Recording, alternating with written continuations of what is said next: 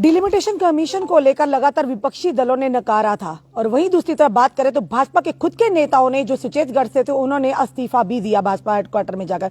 नमस्कार, आप जुड़ चुके हैं दैनिक शिफ्ट टाइम से मैं रश्मि शर्मा, कैमरामैन शुभम भगत के साथ।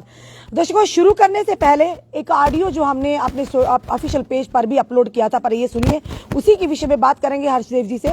सबसे पहले ये ऑडियो सुनिए कि किस तरह से रविंदर रैना जी कहते हैं। ये आप जरा क्या हो रहा है? ये बच्चा लोग क्यों आपके परेशान है? वो ये रामबन कॉन्स्टिट्यूंसी के लोग हैं जनाब। अब मैं जोड़ रहा हूँ आपकी कॉन्स्टिट्यूंसी के साथ इनको। अच्छा, मुझे बोला देवेंद्र राणा से बात करो। मैं देवेंद्र राणा नहीं, मैं रविंदर राणा हूँ। क्या करा करो मेरे बात किससे बोला? देवेंद्र राणा। तो मैं उसकी क्या, मैं नया जोड़ रहा हूँ। मैं इनको आपके साथ जोड़ रहा हूँ इस बार। अच्छा, सारे वोटर आपके हैं ये असर वाले। दर्शकों, आपने ऑडियो सुनी। ये ऑडियो में हमें खुद भी हंसी आ रही है कि रविंदर राणा जी कहते हैं मैं देवेंद्र राणा नहीं, मैं रविंदर राणा, मेरी जय जयकार बोलो। जय जयकार तो हो रही है, जनता कर रही है जय जयकार। सिर्फ रविंदर राणा जी की नहीं, काफी सारे नेताओं की भाजपा के जय जयकार ही हो रही है। और ये ऑडियो साफ तौर पर अपने में खुद में ही एक बहुत बड़ा तथ्य सामने आया कि जिस तरह से उन्होंने कहा कि ये वाली कॉन्स्टिट्यूंसी मैंने खुद आपके इलाके में जोड़ दी है, यानी आपकी जीत निश्चित है। इन्हीं सारे विषयों में बात करने हमारे साथ जुड़ चुके हैं इस समय हर्षदेव जी। जहां पर विपक्षी दलों ने नकारा था, आज ये सबूत आते ही कहीं ना कहीं विपक्षी दलों की वो बात सत्य होती नजर आई है। हर्षदेव सिंह जी ने तो पहले ही कहा था कि ये जो रिपोर्ट है कहीं ना कहीं भाजपा ऑफिस में ही तैयार की गई है, इसमें जो फेरबदल है वो भाजपा के ही द्वारा किया गया है। हर्षदेव जी, सबसे पहले आपका बहुत बहुत स्वागत है। जी, बहुत बहुत शुक्रिया जी। और जैसे हमने पहले भी कहा था कि इस रिपोर्ट को बीजेपी के दफ्तर में बनाया गया है और उन्हीं के कहने के ऊपर ये सारी कॉन्स्टिट्यूंसीज को जो रीएडजस्टमेंट हुई है बाउंड्रीज की और उनके मुताबिक ही बनाया गया है। डिलिमिटेशन कमीशन ने तो सिर्फ उसके ऊपर ठप्पा लगाया है।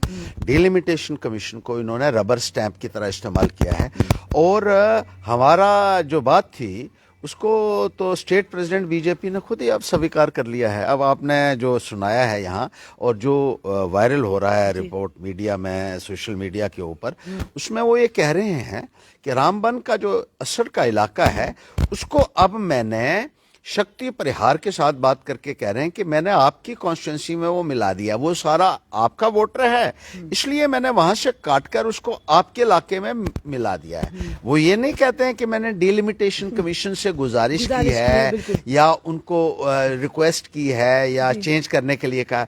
वो कहते हैं मैंने यहां से ये इलाका काटकर आपकी कॉन्स्टिट्यूंसी के साथ मिला दिया है, चूंकि आपका वोटर है वो, इसलिए हमने कर दिया। अब आपकी जीत निश्चित, अब आपको परेशान होने की कोई बात नहीं है। तो उन्होंने खुद ही कबूल कर लिया है कि डिलिमिटेशन रिपोर्ट को वो ही बना रहे हैं और उसमें मॉडिफिकेशन भी वो खुद ही कर रहे हैं। अब तो शक की कोई गुंजाइश नहीं है। और जिस तरीके से डिलिमिटेशन कमीशन का अब्यूज भारतीय जनता पार्टी कर रही है, जिसके बारे में हम पहले भी कहते रहे हैं कि रिपोर्ट जो है वो डिलिमिटेशन कमीशन नहीं बना रही है। हमने बार बार ये बात कही थी और वो बात आज सत्य साबित हुई है। जो स्वतंत्र दायरे कहे जाते हैं हमारे संविधान में, हमारे कानून में, उनकी कितनी स्वतंत्रता है ये तो आपने देख ही लिया है। किस तरीके से उनका दुरुपयोग भारतीय जनता पार्टी द्वारा किया गया है। अपनी मन मर्जी से कॉन्स्टिट्यूंसियां बना रहे हैं और लोगों, अपने लीडर्स को पूछ करके आपके इलाके में कौन सा इलाका डालना है, और इसमें जितनी भी इरेगुलरिटीज हो जाएं, जितनी भी अनियमितताएं उनको करनी पड़े वो कर रहे हैं। क्योंकि हमने पहले भी इस बात का खुलासा किया था कि बहुत सारे ऐसे इलाका जात हैं जो उन कॉन्स्टिट्यूंसीज के बाहर पड़ते हैं और उनका कोई ज्योग्राफिकली कम्पैक्टनेस जो होनी चाहिए वो भी उनके साथ नहीं है, लेकिन कहीं से तोड़कर कहीं उनके साथ लगाया जा रहा है, इसलिए कि उनका जो है नुमाइंदा किसी न तरीके से उसको चुनाव में उसका फायदा मिल सके। ये बड़ी अजीबोगरीब बात है। आज तक हिंदुस्तान के इतिहास में ऐसा कभी नहीं हुआ है, ये पहली बार ही देखने को मिल रहा है। और इसके लिए अगर उनको कायदा और कानून को वायलेट करना पड़े, उसकी धज्जियां उड़ाना पड़े, तब भी वो उससे जो है वो परहेज नहीं नहीं कर रहे हैं। आपने देखा होगा बहुत सारे इलाका जात जो पिछले 27 सालों से रिजर्व थे, उनको दोबारा से उन्होंने रिजर्वेशन में डाल दिया, क्योंकि वो बीजेपी की पॉलिटिकल एक्सपीडियंसीज को देखते हुए जो है वो बनाया जा रहा है। जैसे बहुत सारे इलाकों को मैंने जिक्र किया था, जैसे बरमीन का इलाका का मैंने बताया था, डुडू का इलाका, जखेड़ का इलाका, सिरा का इलाका, पटनगढ़ का इलाका, सत्यालता का इलाका, जो 27 साल रिजर्व रहा, लेकिन बीजेपी को सूट नहीं करता था वो कि उसको अब ओपन किया जाए, इसलिए उन्होंने फिर से उन इलाकों को दूसरी कॉन्स्टिट्यूंसी में डालकर उनको फिर से रिजर्व कर दिया। सुचेतगढ़ का इलाका खत्म कर दिया, आरएसपुरा के साथ मर्ज करके, और आरएसपुरा को एक बार फिर से रिजर्व कर दिया है। तो आप देख रहे हैं कि क्या हो रहा है। पर सर जो ऑडियो जो वायरल हो रही थी उसी को लेकर रविंदर राणा जी एक मीडिया के माध्यम से ये भी कहा, उन्होंने ये भी तर्क दिया कि ऑडियो उनकी है, आवाज उनकी, पर आज की नहीं 8 महीने पहले की है। तो क्या कहेंगे जो उन्होंने बात कही इलाके को तोड़कर साथ जोड़ने की, 8 महीने पहले ही तय हो गया था सर। देखिए, बड़ी अजीब बात है कि किस किस्म के वो जस्टिफिकेशन दे रहे हैं अपने जो है वो अपनी इरेगुलरिटीज़ को छुपाने के लिए, अपने स्कैम्स और फ्रॉड्स, स्कैम्स मैं बोल रहा हूँ, फ्रॉड बोल रहा हूँ, क्योंकि वो टेम्पर कर रहे हैं डिलिमिटेशन रिपोर्ट के साथ और डिलिमिटेशन कमीशन के साथ कल्यूजन से वो लोगों को धोखा देने की कोशिश कर रहे हैं। 8 महीने पहले तो डिलिमिटेशन का कहीं भी नामो निशान नहीं था। ये रिपोर्ट तो चंद दिन पहले जो है वो निकाले गई, एसोसिएट मेंबर को दी गई है। वो सही जो बोल रहे हैं वो अभी की इन्हीं दिनों की बात थी, इन्हीं दिनों की बात है। वो क्या बातें कर रहे हैं, किस किस्म का बयान दे रहे हैं, अपने आप को हास्य का पात्र दोबारा से वो बनाने की कोशिश कर रहे हैं इस किस्म का बयान देकर, और लोग अच्छे तरीके से इनको समझ चुके हैं। और जो ये कर रहे हैं ये इनको आने वाले वक्त में मुझे लगता है कि बहुत भारी पड़ने वाला है, क्योंकि लोग इतने भोले नहीं है जितने भोले ये भारतीय जनता पार्टी उनको समझ रही है। और जो कुछ ये कर रहे हैं, जिस तरीके से संविधान की धज्जियां उड़ाई जा रही हैं, the constitution is being blown into smithereens, और ये मुझे लगता है कि कहीं ना कहीं बहुत ज्यादा घातक होगा। हिंदुस्तान के संविधान के साथ खिलवाड़ करने वाले जो नेता हैं या पार्टीज हैं, उनको तो जनता को करारा जवाब देना चाहिए। मैं तो यही कहता हूँ। एक चीज और सर, उस ऑडियो में आपने सुनी होगी कि देवेंद्र राणा जी, जिन्होंने भारतीय जनता पार्टी का दामन थामा था, और इसलिए थामा था, ये कहा था कि नेशनल कॉन्फ्रेंस में प्रोविंशियल प्रेसिडेंट होने के नाते उनको वो ये कह के मान सम्मान नहीं मिला, या यूं कह के उनकी बात को कहीं ना कहीं आगे नहीं रखने दिया जाता, उनकी आवाज को दबाया जाता था। और उस ऑडियो में साफ तौर पर एक व्यक्ति जो बात कर रहे हैं वो कह रहे हैं देवेंद्र राणा, उनकी क्या औकात है हम उनसे बात करें। यानी कि जिस मान सम्मान के लिए, जिस आवाज के लिए वो वहां पर गए, आज उनकी ये रेपुटेशन है इस पार्टी में, यानी उनकी इस तरह से लोग रिस्पेक्ट करते हैं। वो तो किसी और मकसद से गए थे, वो मान सम्मान तो जहां उनका था वहीं था, लेकिन अब यहाँ आके जो उनको मान सम्मान मिल रहा है वो लोग अच्छे तरीके से सुन रहे हैं कि उनके लिए लोग क्या इस्तेमाल कर रहे हैं। लेकिन ऐसा लगता है कि उनको अपने मान सम्मान की चिंता नहीं है, उनको ये है कि किसी न किसी तरीके से वो इलेक्शन में उनको वोट मिल सकें। अब वो ये समझते थे कि एनसी में रहकर शायद उनको वोट नहीं मिलेगा, और भारतीय जनता पार्टी में जाकर उनकी विजय जो है, जो जीत हो सकती है, क्योंकि मोदी के नाम पर या दूसरों के नाम पर कहीं ना कहीं, या हिंदू मुसलमान का जो एक डंडोरा पीटती हैं ये पार्टियां, तो उस लिहाज से कॉमनल कंसिडरेशंस के ऊपर भी शायद उनको वोट मिल जाएगा। तो इसलिए बहुत सारे ऐसे नेता हैं रश्मि हमारे यहाँ, जिनका मकसद सिर्फ इलेक्शन में जीत हासिल करना है। जनता कहीं भी भाड़ में चली जाए, उनका ये सोचना है, उनको सिर्फ अपना देखना है कि वो किस तरीके से कामयाब हो सकते हैं, वो किस तरीके से जो है वो सत्ता में हासिल कर सकते हैं। उनकी लड़ाई सत्ता की लड़ाई है, और उसके लिए वो कोई भी कहीं हद, किसी भी हद तक जा सकते हैं। ये हमने अक्सर देखा है और ये आम तौर पर देखने को मिल रहा है।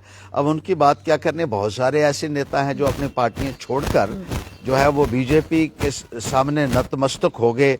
कईयों को अपनी प्रॉपर्टी बचानी थी, कईयों को जो है वो किसी ना किसी तरीके से कि भाई हम जीत हासिल कर सकें इसमें, और भारतीय जनता पार्टी में जाकर आपने देखा उनके सारे पाप धुल गए। सारे गुनाह उनके माफ हो गए, सारे फ्रॉड्स उनके जो उन्होंने किए थे, जो नियमितताएं की थी, जो मिशंस कमीशंस तो किए तभी तो हम कहते हैं ना, भारतीय जनता पार्टी के पास ऐसी कोई मशीन है, वॉशिंग मशीन है, जिसमें और इस तरह का डिटर्जेंट है, जिन लोगों को वो कहते हैं ये देशद्रोही हैं, जिन लोगों को कहते हैं ये गुपकार गैंग है, जब उनकी पार्टी का दामन थामते हैं तो यही लोग धुल कर बिल्कुल साफ निरमा वॉशिंग पाउडर निरमा की तरह जो कपड़ा से सफेद होता है ऐसे हो जाते हैं सर। देखिए, अब तो गुपकार गैंग जिनको कहते थे, उनके साथ करगिल में इन्होंने मिलके अभी भी वो जो है वो हिल काउंसिल चला रहे हैं ये, तो वहाँ उनको वो गुपकार गैंग नहीं दिखता है। मैं तो कहता हूँ ये गुपकार गैंग और गुजरात गैंग मिलकर जो है जम्मू प्रांत के लोगों को मूर्ख बनाने की कोशिश कर रहे हैं। और लोगों को इस वक्त समझना होगा कि किस तरीके से उनके साथ एक मजाक किया जा रहा है, एक बधा मजाक किया जा रहा है। लोगों को तो ये बहुत कहते थे कि सीटें जो है वो जम्मू की बढ़ जाएंगी। आज भी जम्मू की सीटें कश्मीर से कम हैं, 4 सीटें कम रखी गई हैं। कश्मीर में जहां 20-20 हज़ार वोटों के ऊपर कॉन्स्टिट्यूंसी है, गुरेज जैसी कॉन्स्टिट्यूंसी है, वहीं जम्मू में अभी भी जो फिगर्स जो इन्होंने दिए हैं, 1-1 लाख से ऊपर की कॉन्स्टिट्यूंसीज हैं और बहुत बड़ी कॉन्स्टिट्यूंसीज भी हैं, और उनको इन्होंने दरकिनार कर दिया। यहाँ का जो टेरेन है बड़ा रगड है, और टोपोग्राफी जो है वो उसकी बुनियाद के ऊपर भी सीटें जो है वो बननी चाहिए थी। और इसी तरीके से फैसिलिटीज़ ऑफ कम्युनिकेशन है, पब्लिक कन्वीनियंस का फैक्टर है, ये फैक्टर्स देखकर असेंबली कॉन्स्टिट्यूंसीज की डिलिमिटेशन होनी चाहिए थी, जो नहीं हुई है। और ऐसा लगता है कि अपीसमेंट की पॉलिसी अभी भी बरकरार है, और उसके लिए भारतीय जनता पार्टी को यहाँ के अवाम को ही नहीं, जम्मू कश्मीर के अवाम को, और मैं ये कहता हूँ कि जिस तरीके से कायदा और कानून की धज्जियाँ उड़ाई जा रही हैं, उसका लोग जो है वो कड़ा संज्ञान लेंगे आने वाले वक्त में, और भारतीय जनता पार्टी को करारा जवाब भी देंगे, ये मेरा मानना है। हरदेव जी, आपने हमेशा युवा के मुद्दों को उठाया, और वहीं दूसरी तरफ अगर केंद्र सरकार की बात करें, लेफ्टिनेंट गवर्नर महोदय की बात करें या केंद्रीय मंत्रियों की बात करें, लगातार ये तर्क दे रहे हैं कि जम्मू कश्मीर जो है एक प्रगति की ओर अग्रसर है, और वहां पे योगदान ये है कि युवाओं को रोजगार के उत्सव महोत्सव किए जा रहे हैं। वहीं दूसरी तरफ लगातार देखा जाए कि जहां पर सीआईएसएफ बीएसएफ ने लगातार 88 दिन का एक लंबा प्रदर्शन किया भाजपा हेडक्वार्टर के बाद। उसके बाद हम बात करें कि अब बॉर्डर बटालियन जो लगातार अपनी मांगों को लेकर सड़कों पर उतरे, और पुलिस बल का प्रयोग भी किया गया, और साथ ही साथ आज डेंटल सर्जन ने फिर से मोर्चा खोला है कि ये वो बच्चे जो बात करें बॉर्डर बटालियन की, तो राजनाथ सिंह जी और अमित शाह जी ने खुद जाकर सीमावर्ती इलाकों में कहा था कि आप लोगों के लिए एक बटालियन का गठन किया जाएगा।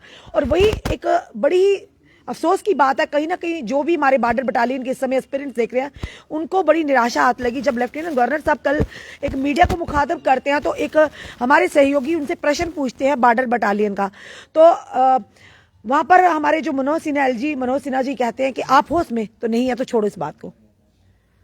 तो इससे कहीं ना कहीं निराशा हाथ लगी, निराशा और बहुत मायूसी यहाँ के नौजवानों में है, और बिल्कुल सही भी है, क्योंकि नौजवानों के साथ बड़े बड़े वादे आपने देखा इन्होंने किए थे, इलेक्शन से पहले किए थे, और 2-2 करोड़ नौकरियों देने के वादे प्रधानमंत्री। ये बड़ी विडंबना है कि देश के प्रधानमंत्री भी जब इस किस्म का झूठ बोलते हैं, नौजवानों को गुमराह करके उनको अपने साथ चलाते हैं। उनके आपको याद होगा नौजवानों ने किस तरीके से पूरे जोश खरोश के साथ उनका समर्थन किया था, बीजेपी को वोट दिलाया, और ये मानकर दिलाया था कि यूथ एम्पावरमेंट होगी, जो इनका नारा था। जितना यूथ डिसएम्पावर बीजेपी की सरकार में हुआ है, इतना मैंने आज तक कभी नहीं देखा। बेरोजगारी दर जो 2% के करीब थी वो 22% तक पहुंच गई, और तमाम सेक्शंस ऑफ यूथ जो हैं उनमें एक घोर निराशा का माहौल देखने को मिल रहा है। बॉर्डर बटालियंस की आपने बात की, कोई उनकी सुनने के लिए तैयार नहीं है। बड़े बड़े भारतीय जनता पार्टी के लोगों ने उनको आश्वासन दिए, बड़े बड़े नारे दिए, फिर उनको अपने हाल पर ही छोड़ दिया।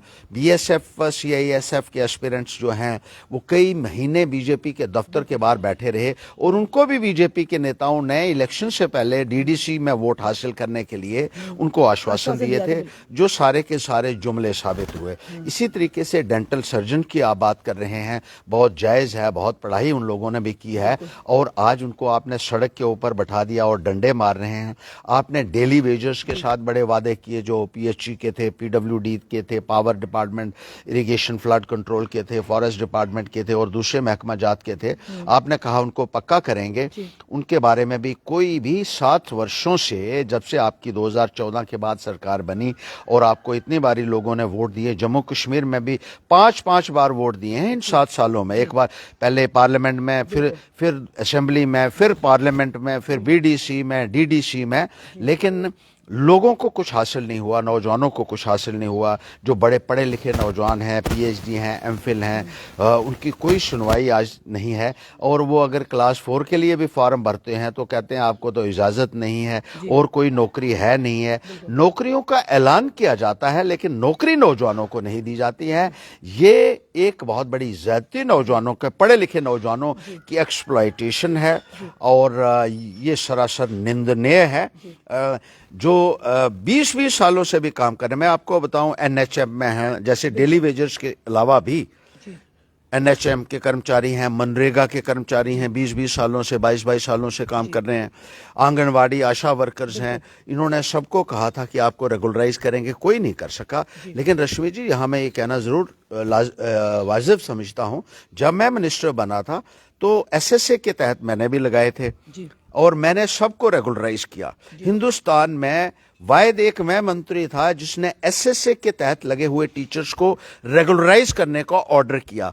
आज भी हिंदुस्तान में बाकी 28 स्टेटों में एसएसए के लोगों को पक्का नहीं किया गया है। और उस वक्त भी जो कमिश्नर्स थे और जो ये जो ब्यूरोक्रेट्स थे, ये कहते थे सेंट्रल स्कीम में लगे हुए लोगों को स्टेट में रेगुलराइज नहीं किया जा सकता है। मैंने उस वक्त उनको ये कहा था कि ये किसी कानून की किताब में नहीं लिखा है। वो मुझे कहते थे ये प्रेसिडेंट है। मैंने कहा प्रेसिडेंट जो है वो बनता है, बनाया जाता है और उसको बदला जा सकता है। लेकिन आज भी मैं कहता हूं कि जिस तरीके से हमने एसएसए के लोगों को रेगुलराइज किया था 5 साल के बाद, कोई भी सेंट्रल स्पॉन्सर्ड स्कीम में किसी ने भी रेगुलराइज नहीं किया। ना एचएम वालों को किसी ने रेगुलराइज किया, ना मनरेगा वालों को रेगुलराइज किया, ना आंगनवाड़ों की बात कोई सुनने के लिए, आशा वर्कर्स की, डेली वेजर्स की बात सुनने के लिए तैयार है। इसलिए मैं कहता हूं कि ये मंत्र सिर्फ पैंथर्स पार्टी के पास है और जिस तरीके से हमने ये साबित करके दिखाया है, जरा इसके ऊपर गौर जरूर कीजिएगा। मैं तमाम बेरोजगार नौजवानों को कहना चाहता हूं, और 35,000 नौजवान मैंने 3 साल में भर्ती किए, जो कोई मिनिस्टर आज तक एक महकमे में नहीं कर सका है। तो आप देख लीजिए, जो कर सकता है जरा थोड़ा सा आत्मचिंतन करने की भी कोशिश कीजिए। हमारा नौजवान भागता है लारों के पीछे, नारों के पीछे, और उसमें उसका अपना ही नुकसान हो जाता है। आप हकीकत को पहचानने की कोशिश कीजिए कि कौन आपकी लड़ाई लड़ सकता है और किसने साबित करके दिखाया है। मुझे लगता है कि तभी आपकी इन समस्याओं का समाधान हो सकता है। जी, धन्यवाद हर्ष जी हमारे साथ जुड़ने के लिए। ये थे हमारे साथ हरजेब सिंह जी, जिन्होंने बड़ी स्पष्टीकरण से कहा कि जिस तरह से एक ऑडियो वायरल हुआ था और उस ऑडियो को लेकर रविंदर राणा जी का क्या तर्क था, वो भी जनता समझदार, क्योंकि अब जनता जागरूक हो चुकी है।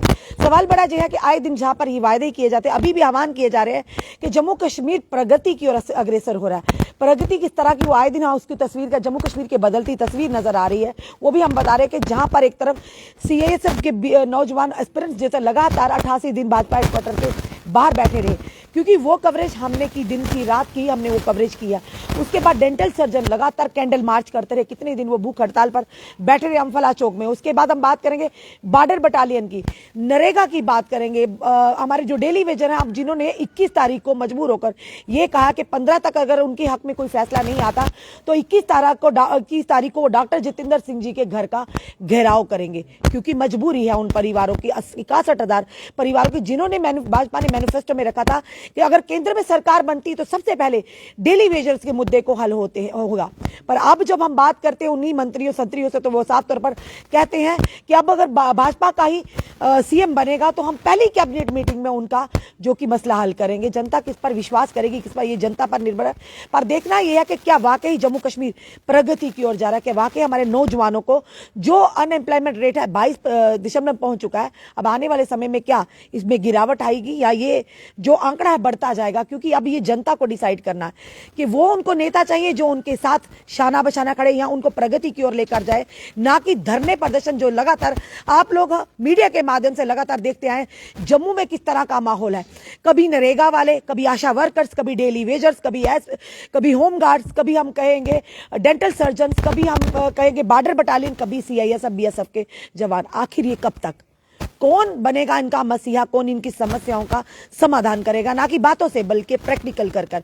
अब ये जनता पर है कि जनता किसे अपना नेता चुनती है, क्योंकि जनता का जो फैसला होगा वो जनता का फैसला ही जीत की ओर लेकर जाता है। अब देखना यह है कि जनता किसे चुनती है आने वाले दिनों में। और साथ ही साथ ये भी है, चेतावनी है कि लगातार जो युवाओं ने आज बॉर्डर बटालियन, जो अभी आज सीआईएसएफ बीएसएफ के जवानों ने डेंटल सर्जन के साथ समर्थन दिया, साफ तौर पर उन्होंने भाजपा को कहा कि आने वाले समय में उनकी हर रैली में जाकर उनके खिलाफ, यानी कि उनकी अब एंटी बीजेपी जो है एक मुहिम चलाएंगे, क्योंकि उन लोगों ने युवाओं का कहीं ना कहीं विश्वास तोड़ा है।